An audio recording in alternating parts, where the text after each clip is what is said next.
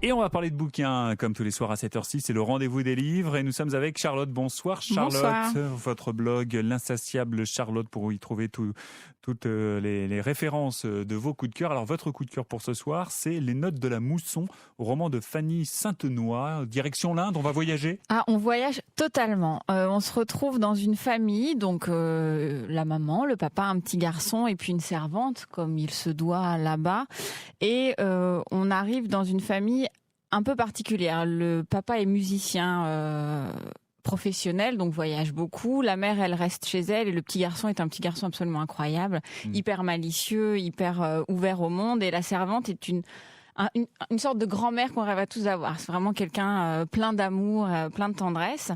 Et donc, on suit ces personnages-là dans un peu leur quête d'identité. On se rend compte assez rapidement qu'il y a des secrets de famille, des choses qui les ont un peu travaillés.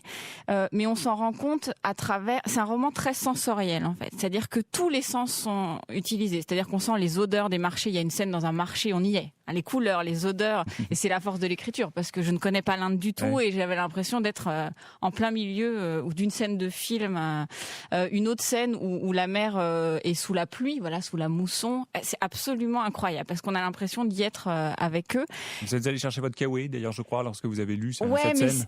Mais c'est hyper, c'est une pluie chaude, quoi. Donc ça donne envie. On aime bien ce genre de pluie. Il y a vraiment tout un, parce que c'est intéressant parce que souvent les romans, en tout cas moi ceux que je lis, sont très tournés psychologiques. Là, il y a vraiment l'éveil du corps, voilà, au sens et à la nature.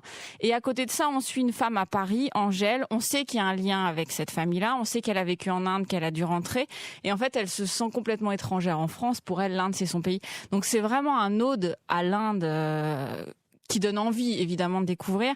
Et puis ce qui est incroyable, c'est qu'il fait 120 pages, donc c'est vraiment court. Mais chaque chapitre, on a l'impression que c'est un petit monde. C'est-à-dire qu'il y a vraiment une histoire dans chaque chapitre. C'est hyper dense. Enfin, quand je l'ai fini, je me suis dit, j'ai l'impression d'avoir lu quelque chose qui en faisait 500. Donc ça, à mon sens, c'est une grande qualité d'écriture, de savoir... c'est son deuxième roman. Elle avait déjà eu un prix pour le premier. Et à mon avis, celui-là, il devrait faire boule de neige parce que vraiment, c'est un roman qui fait du bien, quoi. C'est vrai qu'il y a un lourd passé dans chaque personnage. Mais ce qui est bien, c'est que voilà, ils vont vers l'avenir et avec plein de petits bonheurs. Enfin, c'est vraiment hyper agréable à lire.